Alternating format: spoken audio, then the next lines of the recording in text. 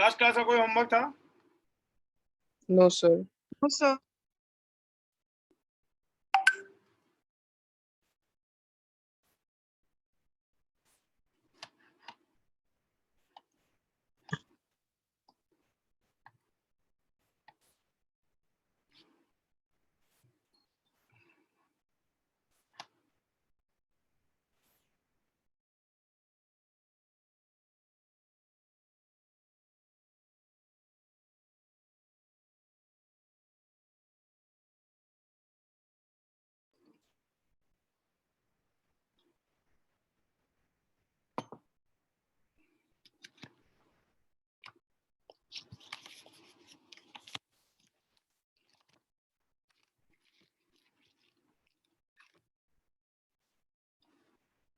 Last class में reduced मास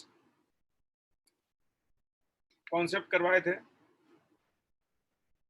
कि motion of nucleus is considered, then it is called reduced mass effect.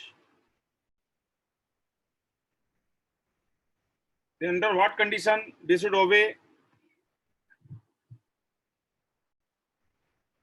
They should follow motion of nucleus.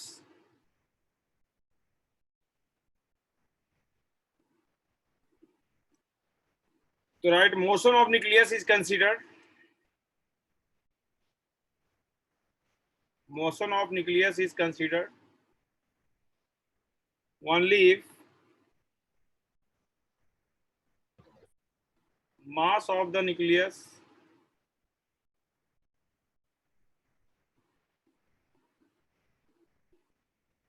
and the extra nuclear particle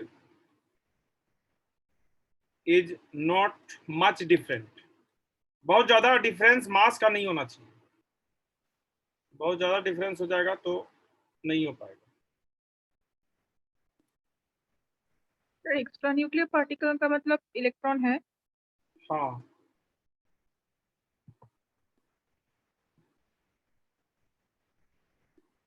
ऐसा possibility सिर्फ hypothetical atom में possible है।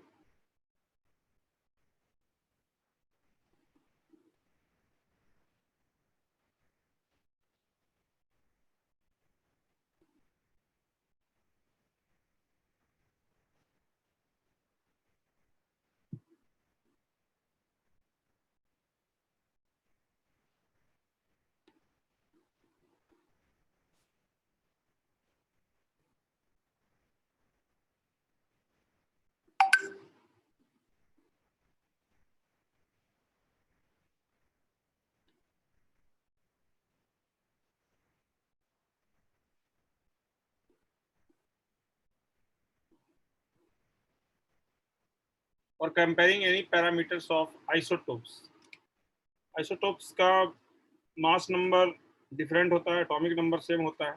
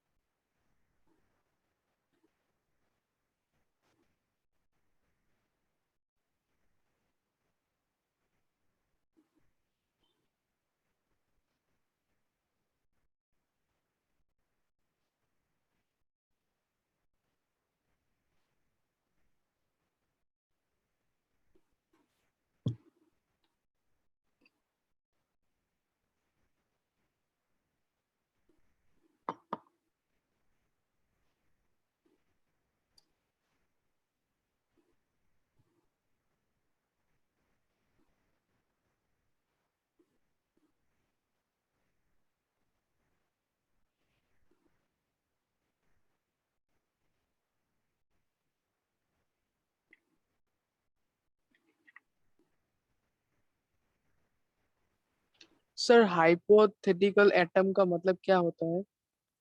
Imaginary atom.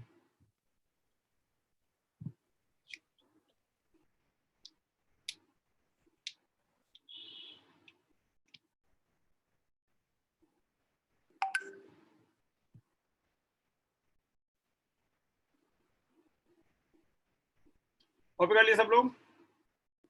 Yes, sir. Yes, sir sir. रुकिए Yes, sir.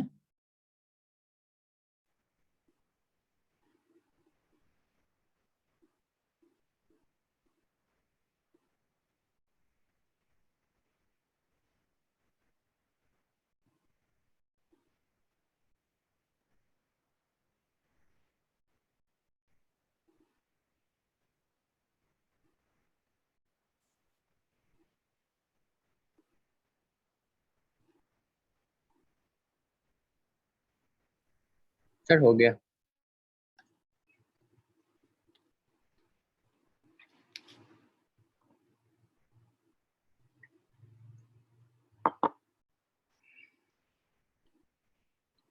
जैसे radius का formula क्या होता है? रेडियस का फॉर्मूला क्या पढ़े थे हम लोग? 0.529 angstrom into n square by z. n square h square by 4 pi square m e k z e square. This was according to Bohr model. देखना ध्यान से, बोर मॉडल में ये फॉर्मूला हम लोग पढ़े थे.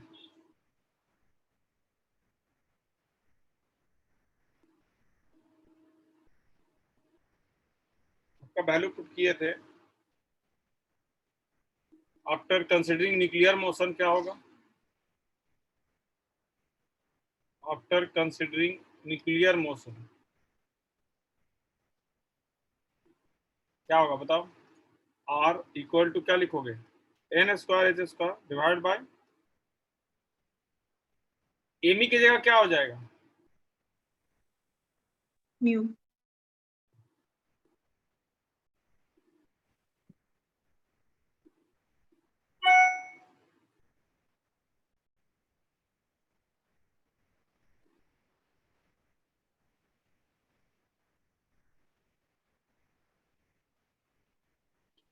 एमी की जगह हम लोग म्यू रख दिए.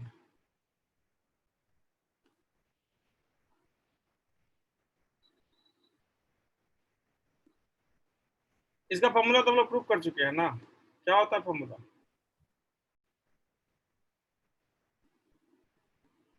एन स्क्वायर बाई क्या? Z.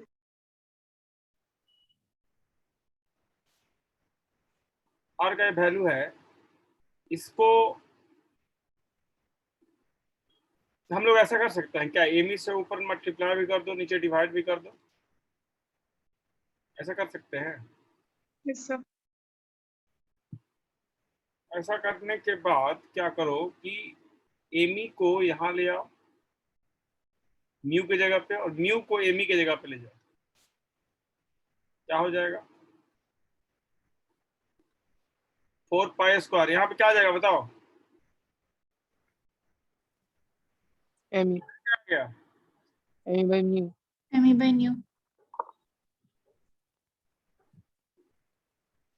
और इसका फॉर्मूला क्या होता है?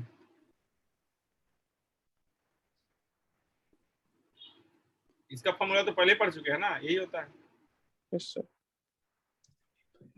यानी कि न्यूक्लियर मोशन कंसीडर करने से जो ओरिजिनल रेडियस है, मान लो ये आर है, तो एमी बाय म्यू से मल्टीप्लाई हो जाएगा.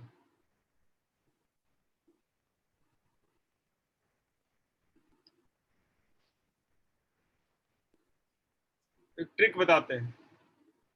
ट्रिक मतलब बताओ, आर का जो ओरिजिनल फॉर्मूला है उसमें मास का टर्म है कि नहीं है? आर का यस जो सर फॉर्मूला है उसमें मास का टर्म है या नहीं है? Yes sir Yes, sir. Yes, sir.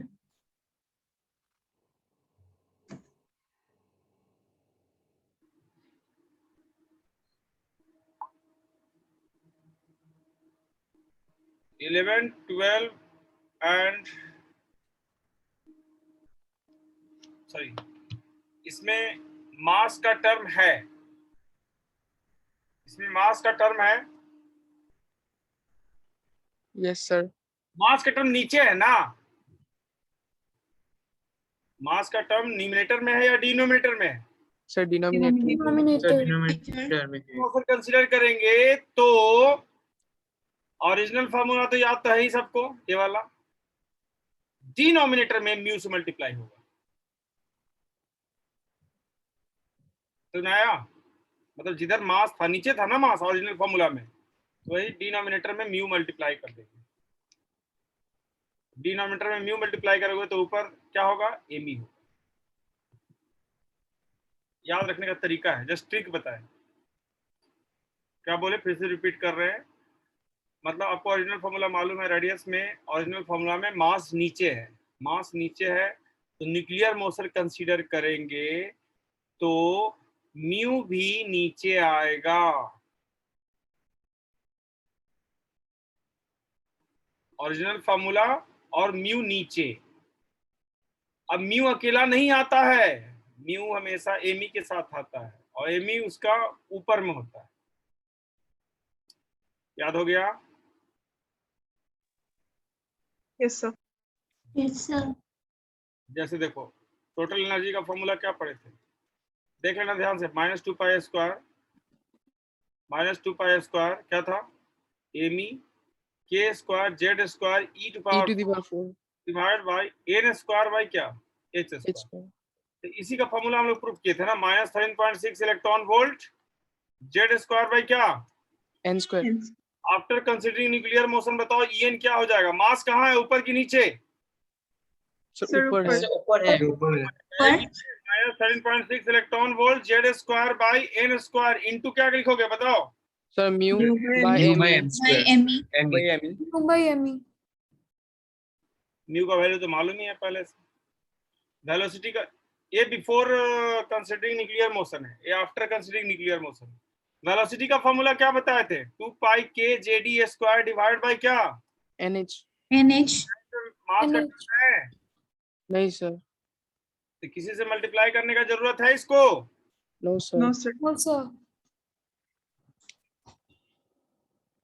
इसी को रिड्यूस्ड मास इफेक्ट बोलते हैं। That is very simple. इतना ही था बोर्स मॉडल में। बोर्स मॉडल कंप्लीट हो गया। अब हम लोग नेक्स्ट कॉन्सेप्ट पढ़ेंगे, that is called Sommerfeld's extension of Bohr model. ये आईआईटी के एग्जाम में तो नहीं पूछेगा, लेकिन नीट के एग्जाम में दे सकता है।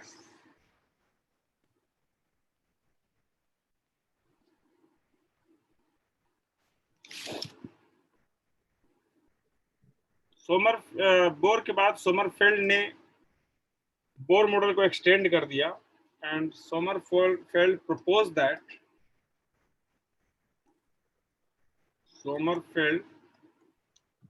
proposed that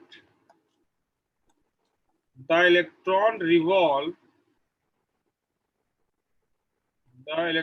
revolve around the nucleus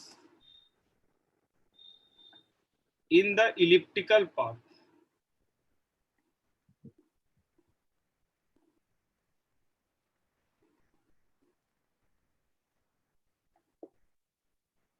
Circular path is one of the case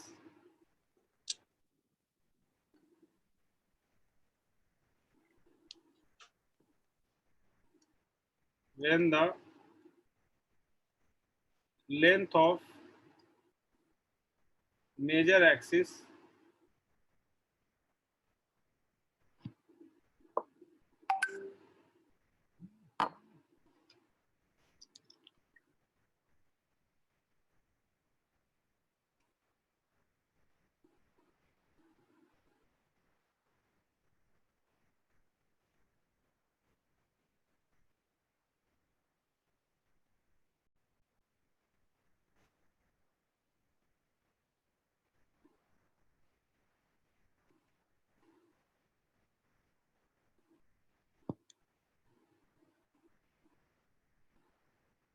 copy कर लिए सब लोग? Sir please sir wait. थोड़ा रुकिए.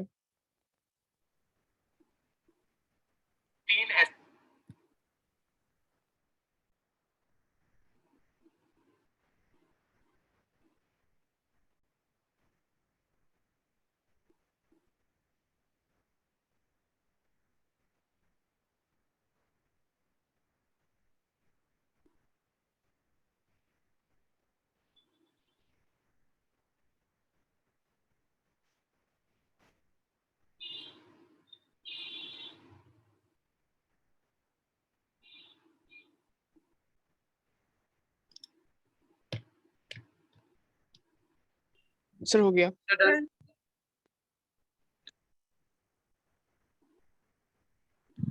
Length of major axis is equal to what? Length of major axis becomes equal to the length of minor axis.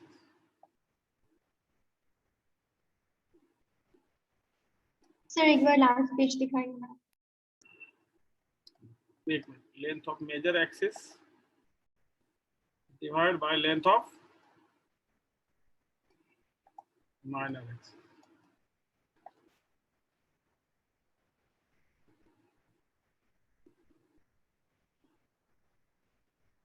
Sir अगर हमें अभी energy, velocity या रेडियस निकालने दे तब हमें रिड्यूस मास इफेक्ट कंसीडर करना होगा।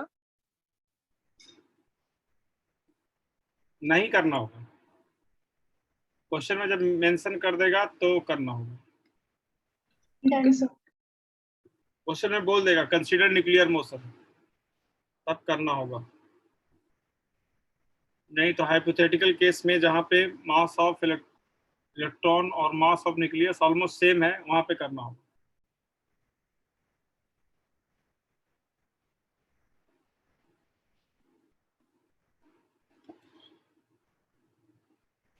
यहाँ पे n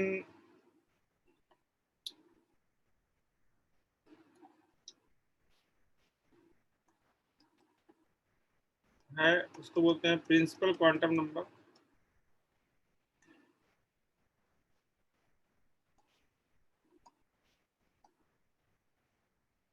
और ऑर्बिट नंबर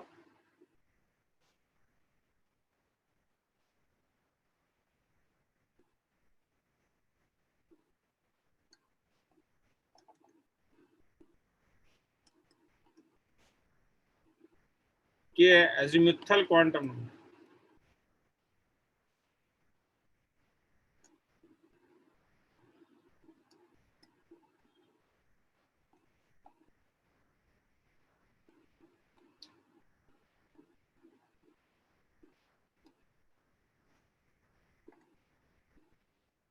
जैसे n का वैल्यू 1 है तो k का वैल्यू क्या होगा?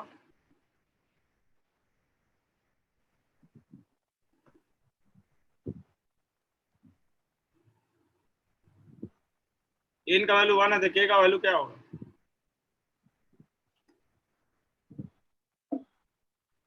n by k, length of major axis by minor axis 1/1 हो गया। ये कैसा होगा?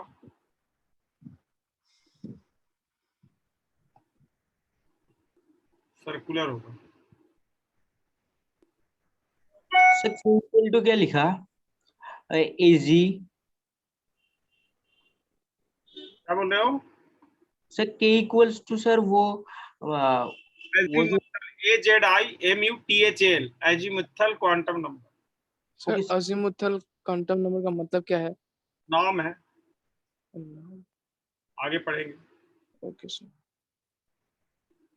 Azimuthal quantum number length of minor axis बताता है, n length of major axis बताता है।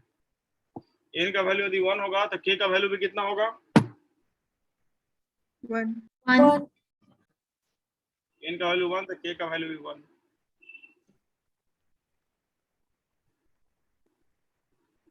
लेंथ ऑफ मेजर एक्सिस, इसको बोलते हैं मेजर एक्सिस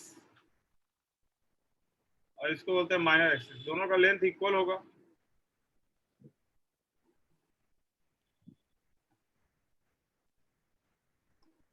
n का वैल्यू यदि 2 होगा तो k का वैल्यू क्या क्या होगा? सर लास्ट पेज एक बार दिखे तो k का मैक्सिमम वैल्यू n होता है, 1 भी हो सकता है, 2 भी हो सकता है। Okay sir.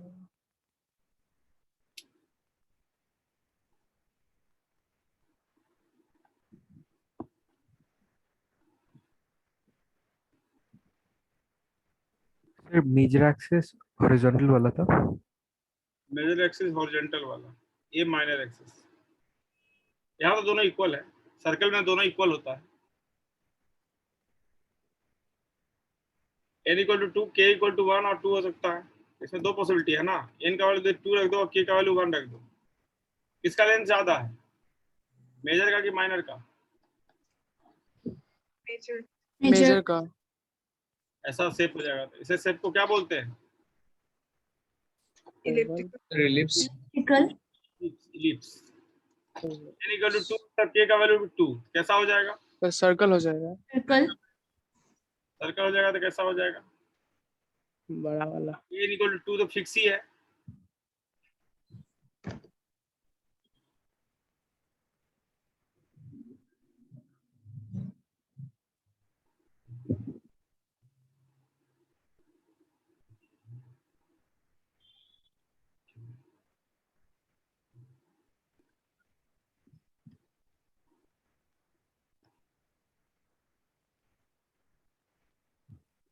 Sir last page का ड्राइंग एक बार दिखा सकते हैं क्या?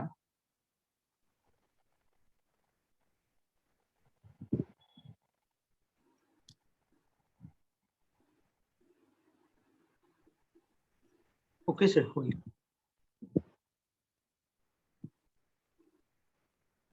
तो n इक्वल टू 1 में सिर्फ कितना ऑर्बिट पॉसिबल है?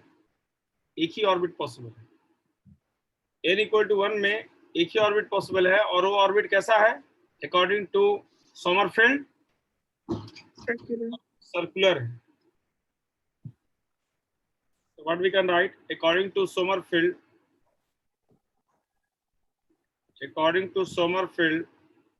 first orbit is कैसा? Circular.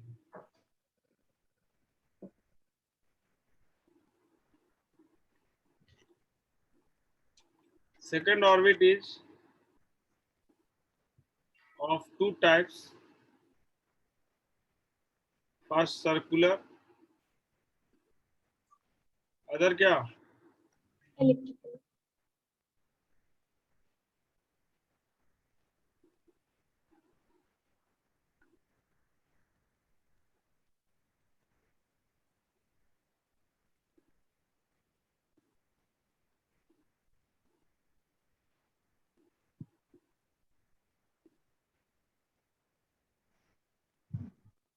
The types of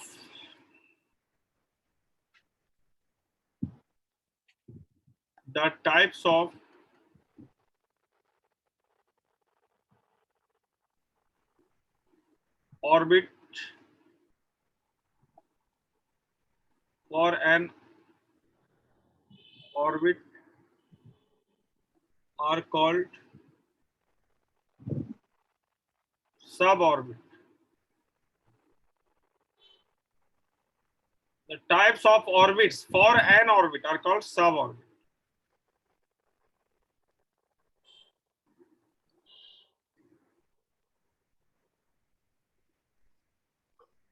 The number of suborbit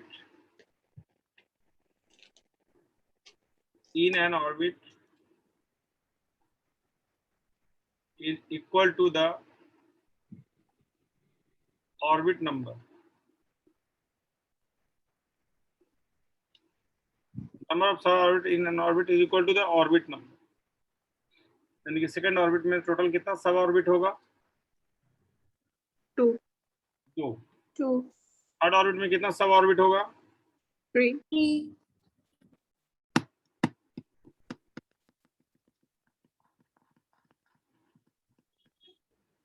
sir ये सब ऑर्बिट्स की वजह से हमें अल्ट्रा फाइन स्पेक्ट्रम दिखता है ना?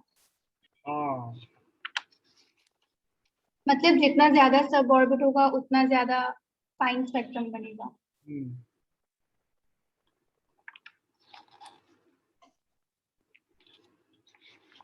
सर ये सब ऑर्बिट्स अगर हम n इक्वल टू 2 पकड़े तो ये दो पॉसिबिलिटीज एक साथ ही होता है ना, कोई भी हो सकता है? दोनों होगा। मतलब दोनों एक साथ होगा? दोनों होगा। Okay sir. टाइप का ऑर्बिट पॉसिबल है। इसमें ज्यादा टाइम वेस्ट नहीं करना है। सर थोड़ा रुकिए।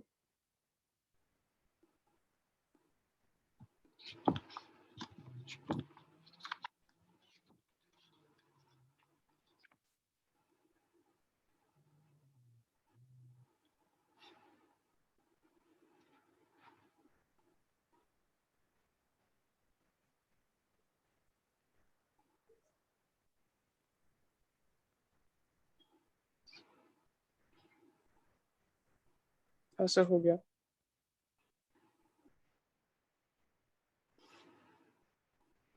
सर एक बार दिखे तो लास्ट बाकी।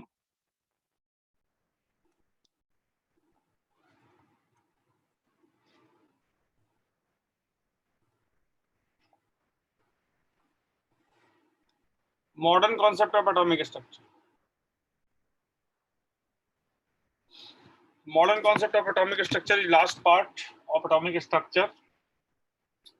अभी तक जो भी एटॉमिक मॉडल पढ़े थे सब ओल्ड एटॉमिक मॉडल था, और बोर ने बोला कि जो पाथ होता है इलेक्ट्रॉन जहां मूव करता है सर्कुलर होता है। सर सोमरफील्ड ने बोला कि नहीं, सर्कुलर भी होता है, इलिप्टिकल भी होता है।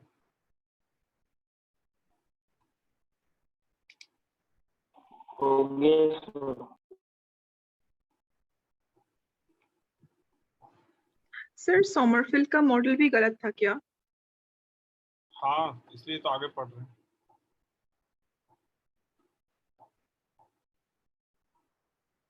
सोमरफील्ड का मॉडल आने से सब ऑर्बिट का कॉन्सेप्ट आ गया,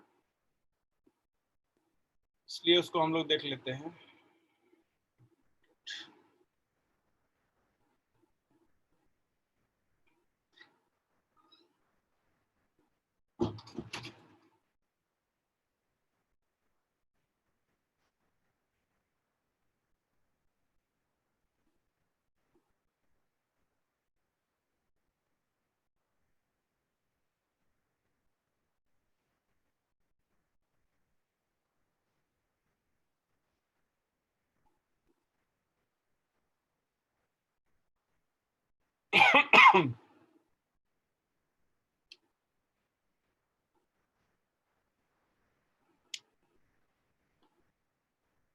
Energy of an electron is calculated nowadays with a new technique. This is called wave mechanical model. Wave mechanical model क्या है? Wave mechanical model is based on three fundamentals.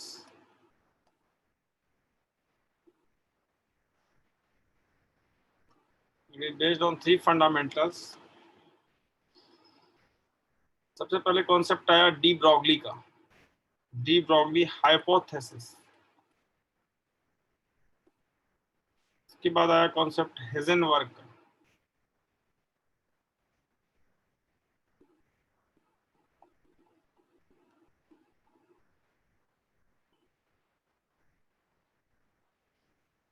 Third concept आया Schrödinger का।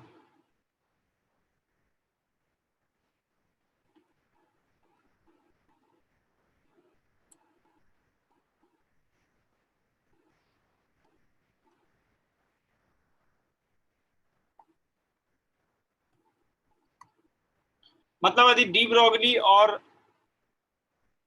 हेज़नबर्ग का principal नहीं आता तो wave mechanical concept आता ही नहीं। वेव मैकेनिकल कॉन्सेप्ट का मतलब बोर ने जो इलेक्ट्रॉन को पार्टिकल जूम करके घुमा दिया था, इलेक्ट्रॉन इतना छोटा होता है किसी को दिखेगा क्या घूमता हुआ? इलेक्ट्रॉन तो दिख ही नहीं सकता है, कैसे उस पर हम लोग न्यूटन्स लॉ ऑफ मोशन लगा सकते हैं?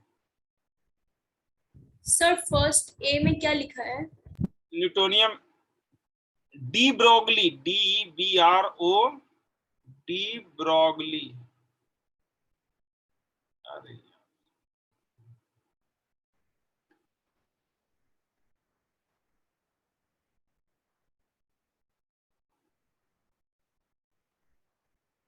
D Broglie, DEBROGLIE, de Broglie hypothesis.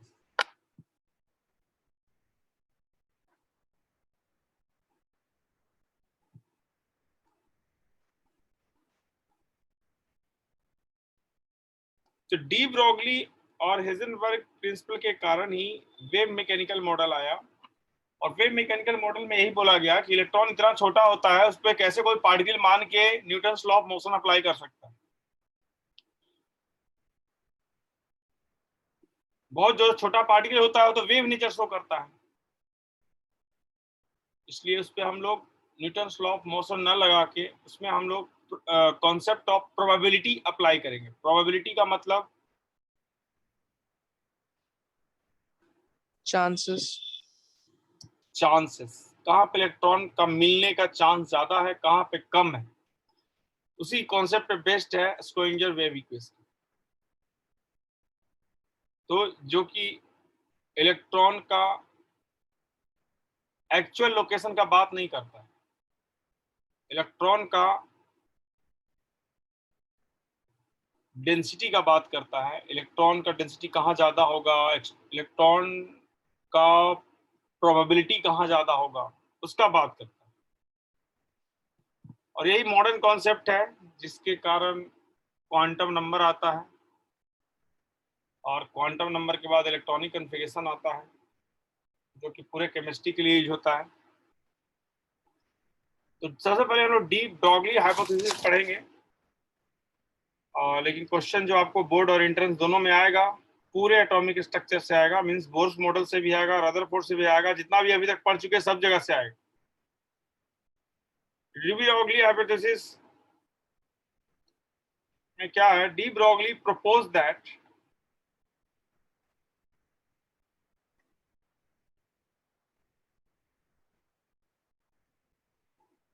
just like light, matter and electron possesses dual nature.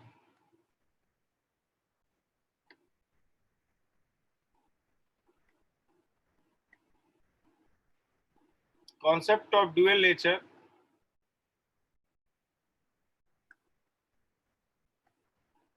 of matter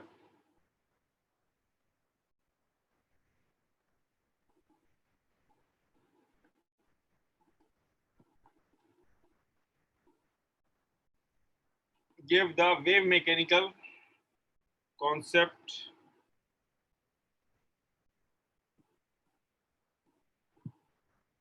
according to which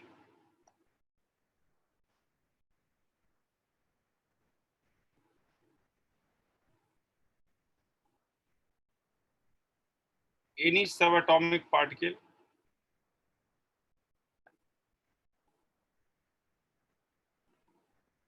in motion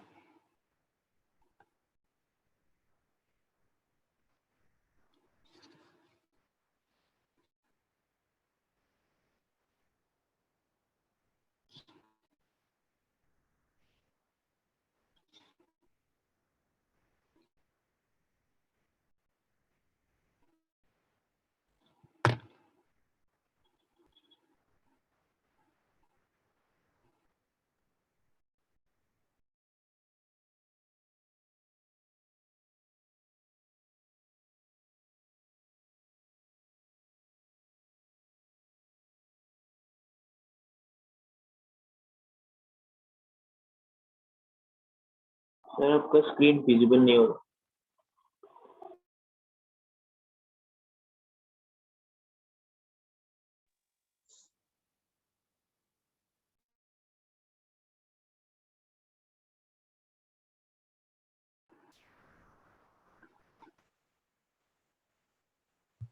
disconnect हो गया था।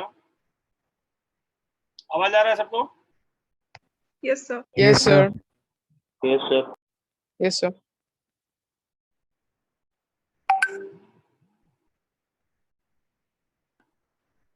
नेटवर्क का प्रॉब्लम चल रहा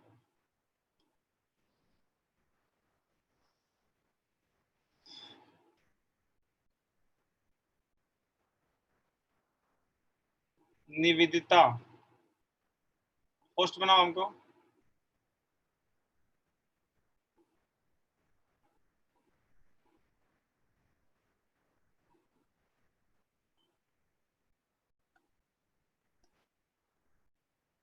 क्या लिखे थे लास्ट पॉइंट? चला गया।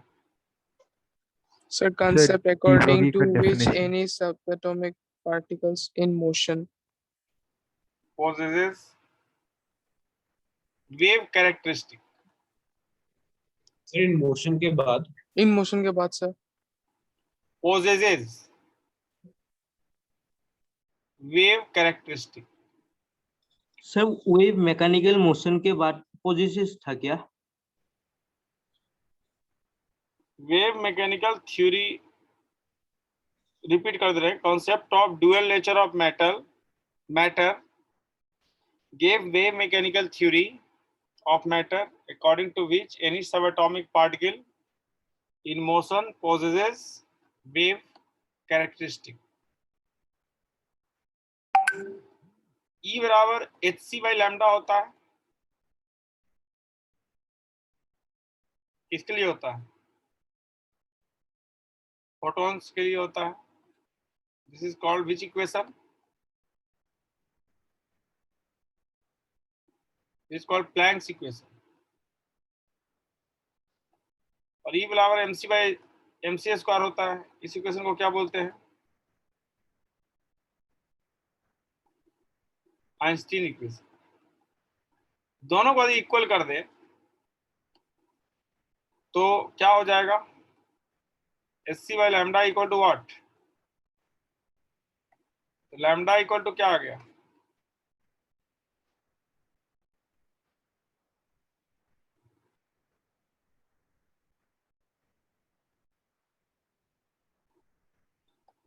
तो डी ब्रोगली ने क्या किया? इस सी के जगह, सी तो स्पीड ऑफ लाइट है ना, सी के जगह किसको रिप्लेस कर दिया?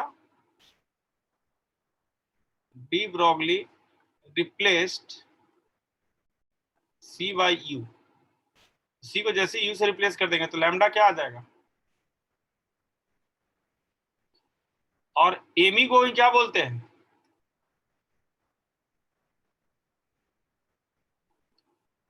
पी को क्या बोलते हैं? आवाज आ रहा है सबको? Yes, sir. Yes, sir. Yes sir. तो lambda equal to h by m u जो आ गया, इसी वेवलेंथ को हम लोग डी ब्रोगली वेवलेंथ बोलते हैं.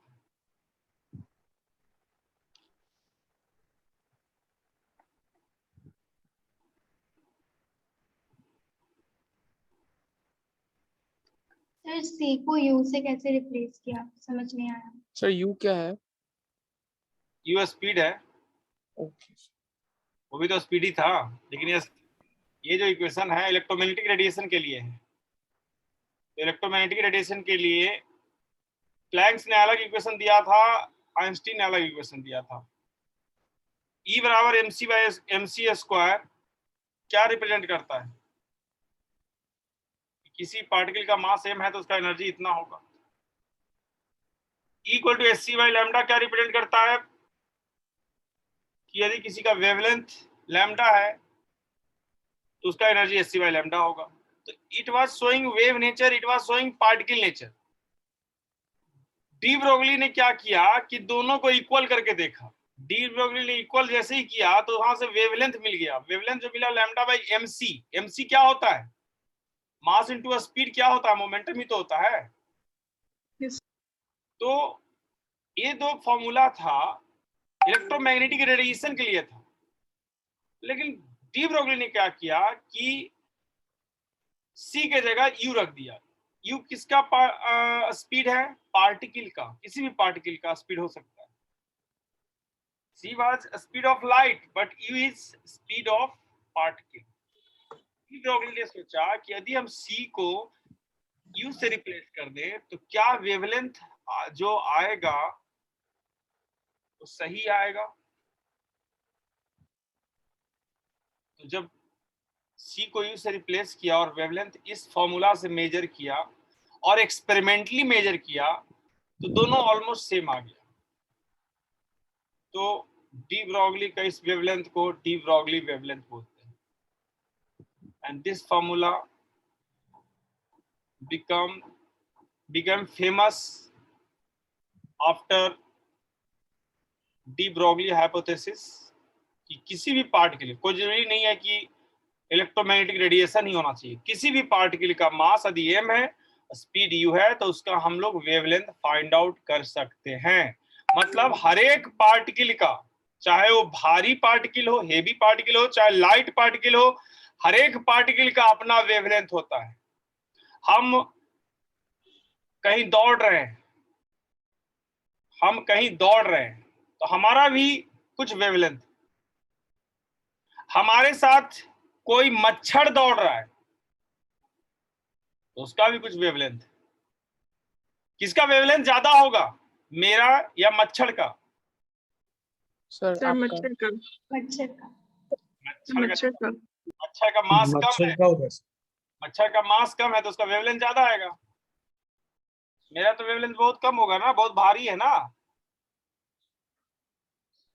सर हाँ, सर वो ऊपर का लाइन और एक बार रिपीट कर दे सकते हैं क्या सर? ऊपर का लाइन बोले कि ये वाला E बराबर hc बाई लैम्डा जो है, प्लैंक्स इक्वेशन पढ़े थे। हाँ sir, sir energy by frequency. हाँ, energy by frequency h nu या hc बाई लैम्डा लिख सकते हैं। उसे आइंस्टीन ने इक्वेशन दिया था कि किसी पार्टिकल का मास m है तो उसका एनर्जी E बराबर mc स्क्वायर होता है। दोनों अलग अलग इक्वेशन था। डी ब्रोगली ने क्या किया, दोनों को इक्वल करके उसका मोमेंटम फाइंड आउट कर लिया, वेवलेंथ फाइंड आउट कर लिया। ये जो फॉर्मूला है इलेक्ट्रोमैग्नेटिक रेडिएशन के लिए भी यूज कर सकते हैं, लैम्डा बराबर h बाई एम सी या h by P. D Broglie ने सोचा कि ठीक है, इलेक्ट्रोमैग्नेटिक रेडिएशन के लिए तो यूज कर सकते हैं, क्या जनरल पार्टिकल के लिए यूज कर सकते हैं? तो उन्होंने क्या किया, सी को यू से रिप्लेस कर दिया। यू को रिप्लेस करते ही जो वेवलेंथ मेजर किया गया डिफरेंट एक्सपेरिमेंट से, वो वेवलेंथ और ये वेवलेंथ दोनों सेम आ गया। तो डी ब्रोगली ने बोल दिया कि this formula can be used for a general particle having mass m and speed u, and this formula became famous and known as de Broglie wavelength. We can measure wavelength of any particle whether it is light or it is heavy by this formula. Okay sir. Sir और wavelength find out कर सकते हैं हम लोग, cricket ball का भी wavelength find out कर सकते हैं। किसका वेवलेंथ ज्यादा आएगा, इलेक्ट्रॉन का या क्रिकेट बॉल का? इलेक्ट्रॉन। इलेक्ट्रॉन का सर इलेक्ट्रॉन का आएगा। इलेक्ट्रॉन का वेवलेंथ ज्यादा आएगा, मेजरेबल आएगा, लेकिन क्रिकेट बॉल का वेवलेंथ बहुत ही कम होगा। कम कम होगा। होगा। कम होगा। इसलिए हम लोग जो बड़ा पार्टिकल होता है, हेवी पार्टिकल होता है, उसका वेवलेंथ का बात ही नहीं करते हैं, क्योंकि वो मेजर करना पॉसिबल नहीं है। वेवलेंथ का बात सिर्फ किसका करेंगे, जब बहुत ही लाइट पार्टिकल है, लाइक इलेक्ट्रॉन, प्रोटॉन, ये सब का बात करेंगे। सर और क्या बोलते सर वो पोजेसेस से सर उससे पहले वाला लाइन क्या था? पोजेसेस के पहले है wave mechanical theory of matter according to which any subatomic particles possessing subatomic according to which sir? according to which any subatomic particle हाँ सर। possesses any subatomic particle in motion, any subatomic particle in motion possesses हाँ sir. nature. Okay sir.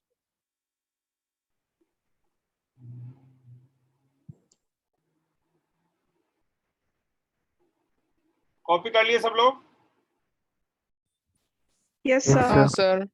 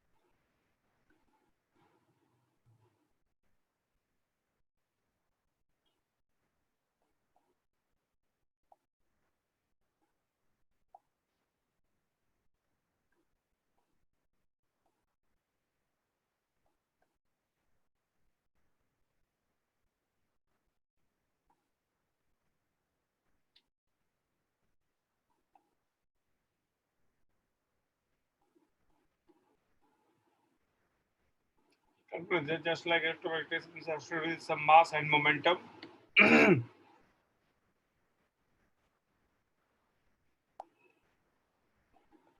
In the same way, every moving particle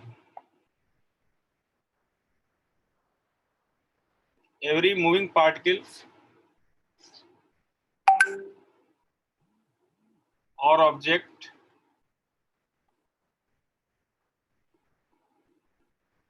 of mass m and velocity v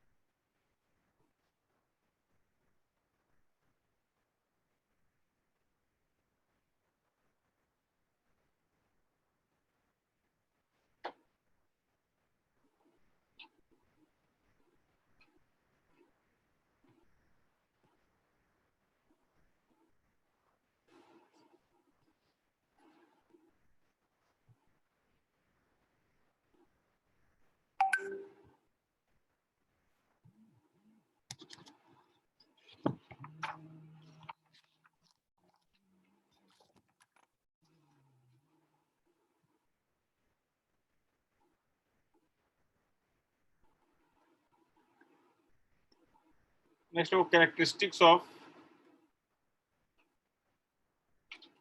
de Broglie relations.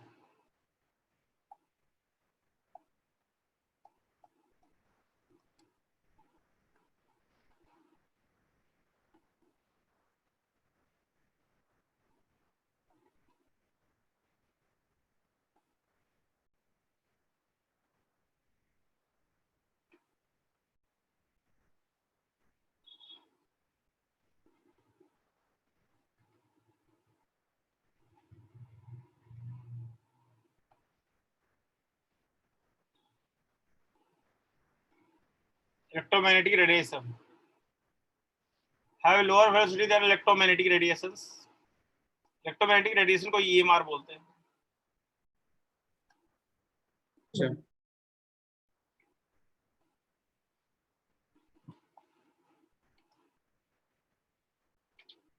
Have no electric or magnetic effect.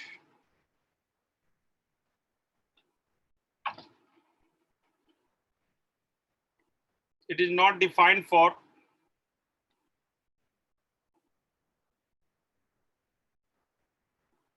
a stationary particle.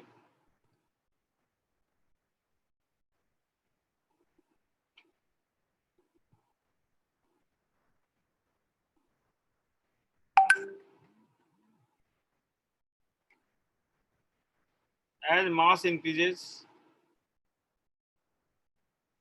lambda decreases.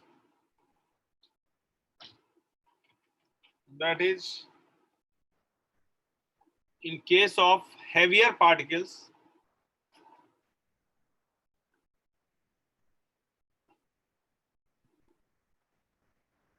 wavelength is too small to be observed, and therefore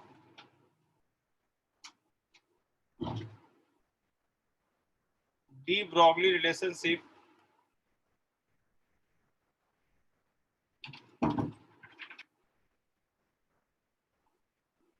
is meaningful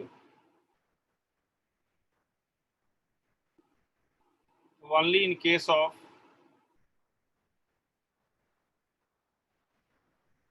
microscopic particles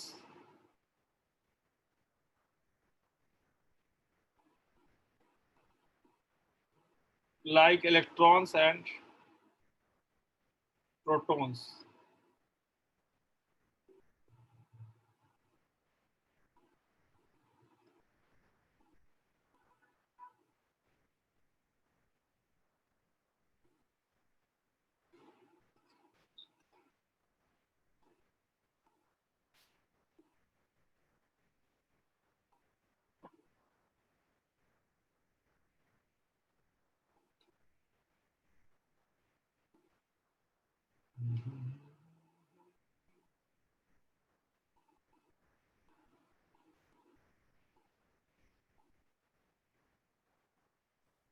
sir ये like के बाद क्या लिखा है? इसके बाद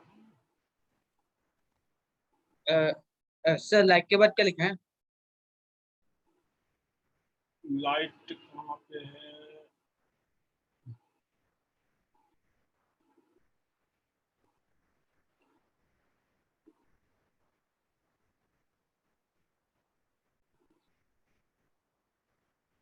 light कहाँ पे है? सर लास्ट लाइन में है वो वाला। ये वाला हाँ सर, ये वाला। microscopic part like electrons and protons. Yes sir. Like electrons and protons.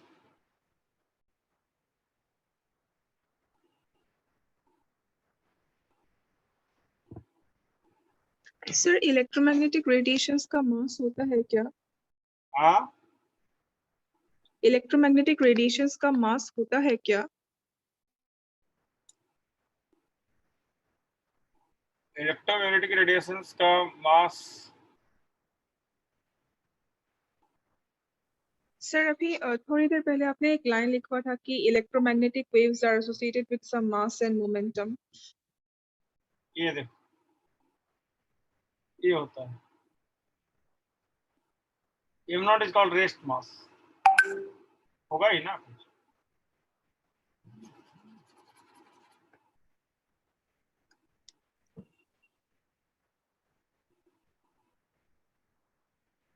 Sir लेकिन इलेक्ट्रोमैग्नेटिक रेडिएशंस पे तो फोटॉन्स होते हैं सर, फोटॉन्स तो एनर्जी के यूनिट्स होते हैं सर, तो उनका मास कैसे होगा सर? फोटॉन्स का मोमेंटम होता है कि नहीं होता है?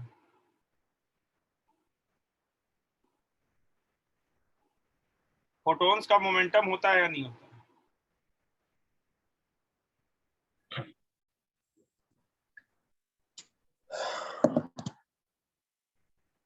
हमने जो फॉर्मूला पढ़े P बराबर h by lambda, sir last page एक बार दिखाइए ना सर।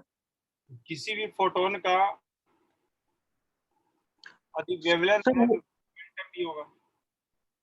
सर वो स्पेलिंग क्या लिखा सर, वो पार्टिकल्स के साथ जो लिखा लास्ट लाइन में? माइक्रोस्कोपिक।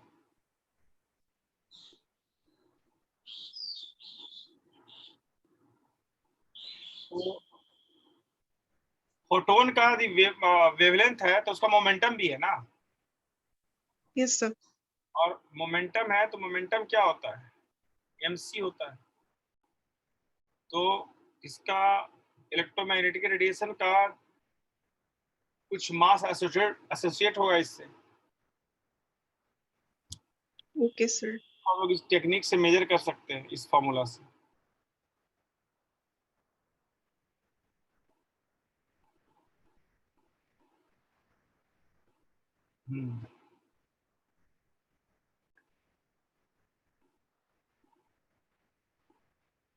क्या फॉर्मूला सीखे de Broglie का? h बाई क्या? mu। मतलब काइनेटिक एनर्जी का फॉर्मूला क्या होता है? काइनेटिक एनर्जी का फॉर्मूला क्या होता है? Half half M B M square. Square.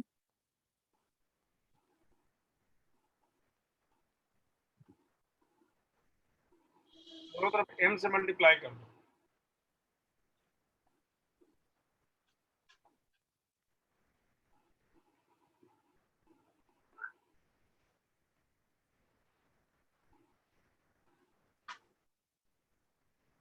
तो डी ब्रोगली वेवलेंथ का फॉर्मूला क्या आ गया बताओ? h बाई क्या?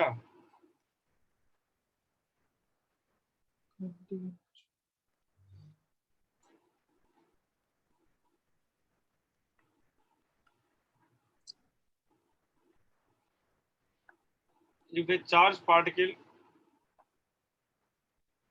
is moved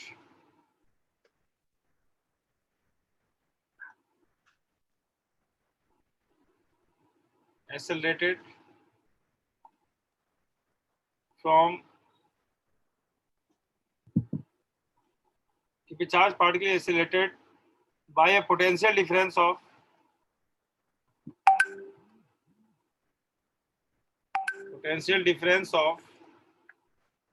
v volt, तो बताओ उसका काइनेटिक एनर्जी गेन क्या होता था? चार्ज पार्टिकल का चार्ज q है, ये accelerated bye potential difference of v volt, इसका गेन इन काइनेटिक एनर्जी क्या हो जाएगा? qv होगा। यदि इसको पुट कर दे हम लोग तो लैम्डा क्या हो जाएगा? h बाई क्या? Root under 2m cube. ये आ गया, देखो नया फॉर्मूला।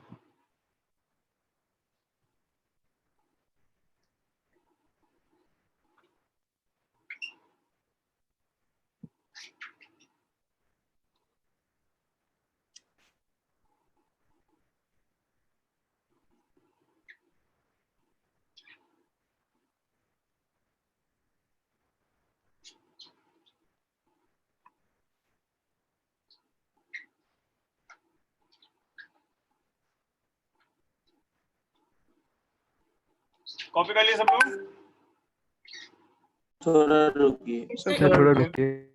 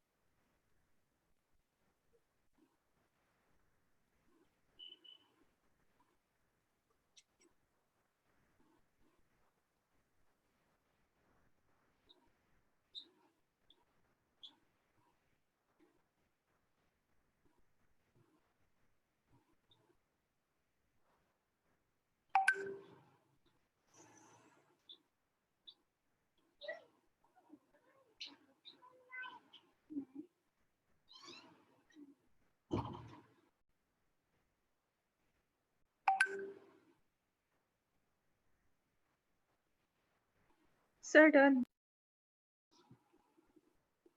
डन। यदि q के जगह हम लोग इलेक्ट्रॉन का चार्ज पुट कर दें तो लैम्डा का फॉर्मूला क्या आ जाएगा? सबका वैल्यू पुट कर दोगे तो ये आ जाएगा 1 बाई रूट अंडर 1/50 एंगस्ट्रॉम। यहाँ पे v क्या है? यह v is the what? Potential difference.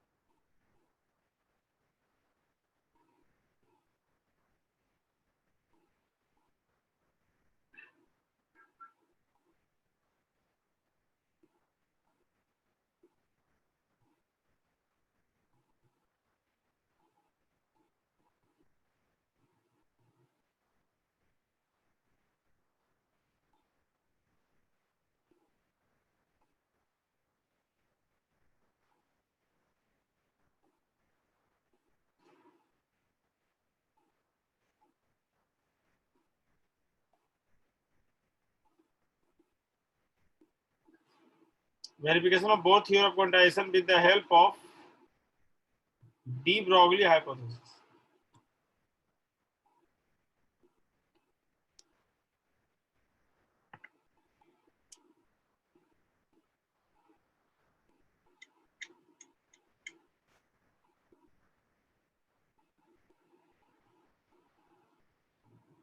Bourse model के अकॉर्डिंग क्या था, एम वी आर बराबर या M U R, angular momentum क्या था, NH by 2 twice pi. और अकॉर्डिंग टू डी ब्रॉगली क्या आ गया,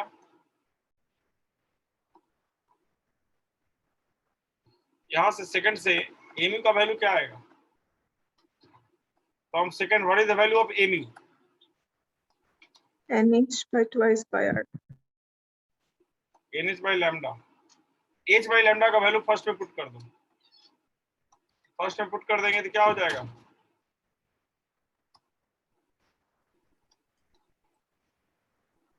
यहां से क्या आ गया, r एच by lambda. क्या आ गया, 2 pi r is equal to what, n lambda. 2 pi r किसका लेंथ होता है, Circumference of a Circumference of orbit. orbit का length होता है. लैम्डा क्या होता है, Wavelength. Wavelength. मतलब 2 pi r भी एक लेंथ है, वेवलेंथ भी एक लेंथ है,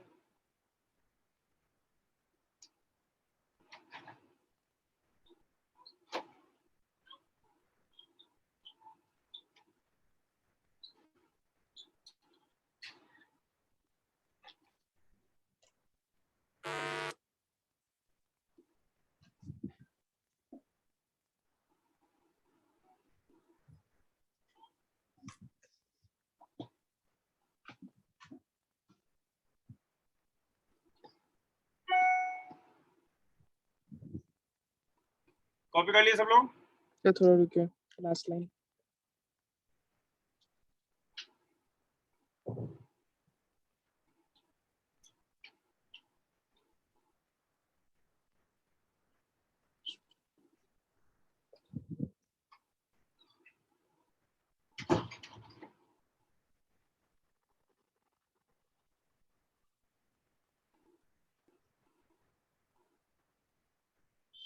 ऐसे हो गया.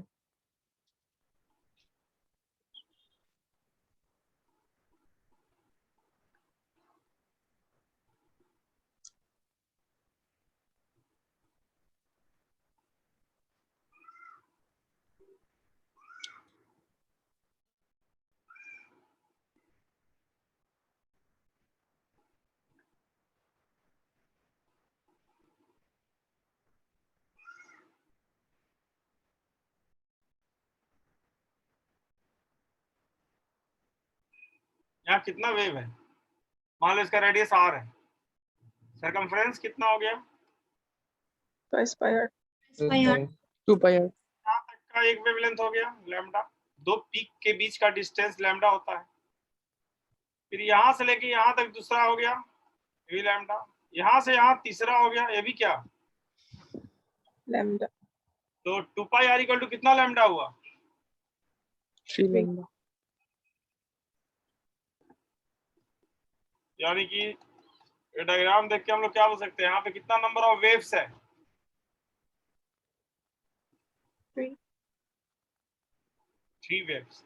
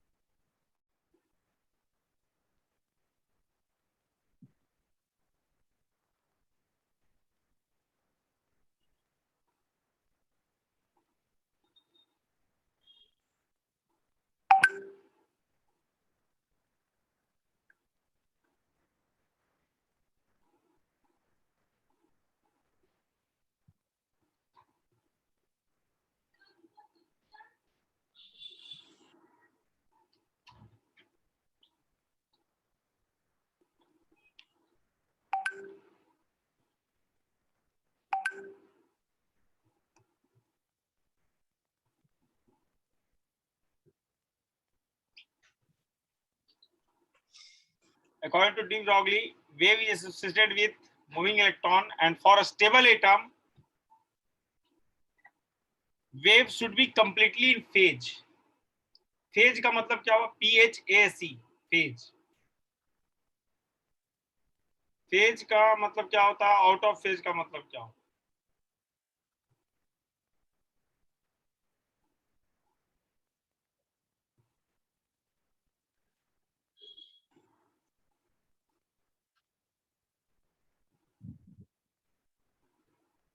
कॉपी कर लिए सब लोग?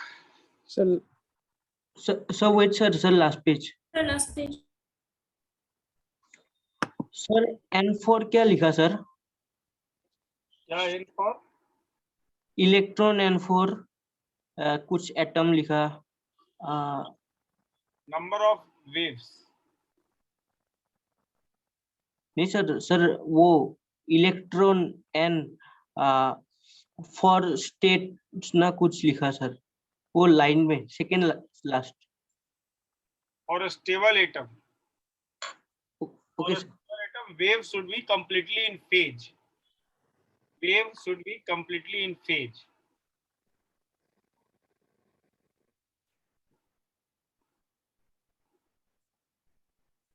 सर आपने वेव को इस तरह से क्यों ड्रॉ किया? इसको यस सर, ग्रीन में जो वेव ड्रॉ किया। अरे ऐसी रफ डिजाइन की है, एक्चुअली ऐसा नहीं होगा, रफ डिजाइन किए हैं, ऐसे है तो ऐसे होगा एक्चुअली।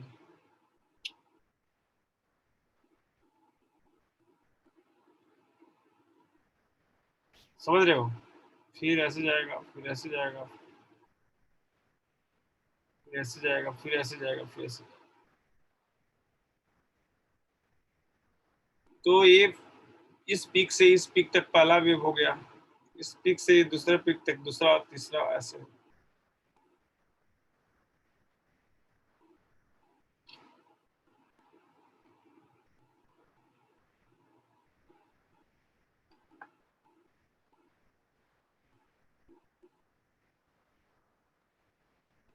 तो डी ब्रॉगली का यही मेन कॉन्सेप्ट था। फेज और कंस्ट्रक्टिव फेज और डिस्ट्रक्टिव फेज का मतलब क्या होता है? मतलब फेज का मतलब क्या होता है? जैसे मान लो एक वेव ऐसे है और दूसरा वेव भी ऐसा ही है, दोनों को यदि सेम फेज में ऐड कर दिए, ऐसा आ गया, दोनों ऐड हो रहा है डायरेक्टली। यहाँ पे ओरिजिन पे है तो यहाँ भी ओरिजिन पे ही है, तो दोनों का मतलब फेज सेम है। लेकिन मान लो ये ऐसे है और दूसरा वाला ऐसे है, ऐसे है। इसका फेज ये ऊपर जब है तो ये नीचे है, ये आउट ऑफ फेज हो गया। ये क्या हो गया? इन फेज। ये क्या हो गया? Out of phase. In phase होता है तो दो वेव को जब मिलाते हैं तो उसको क्या बोलते हैं? Constructive interference. इसको क्या बोलते हैं? Destructive interference. क्लियर है सबको? सर ये वाला समझ गए। दोनों को ऐड करते हैं वेव को और दोनों का डायरेक्शन सेम रहता है तो उसको बोलते हैं कि इन फेज है। तो इससे जो मिक्सिंग होता है, एडिशन होता है, उसको कंस्ट्रक्टिव इंटरफेरेंस बोलते हैं। लेकिन मान लो वेव ऐसे है, इसका डायरेक्शन उल्टा है, जैसे ऊपर है तो ये नीचे है दूसरा वाले का, दोनों को ऐड करेंगे तो उसको डिस्ट्रक्टिव इंटरफेरेंस बोलेंगे। और ऐसे फेज को क्या बोलते हैं? Out of phase. वेव में पढ़ोगे। Okay sir.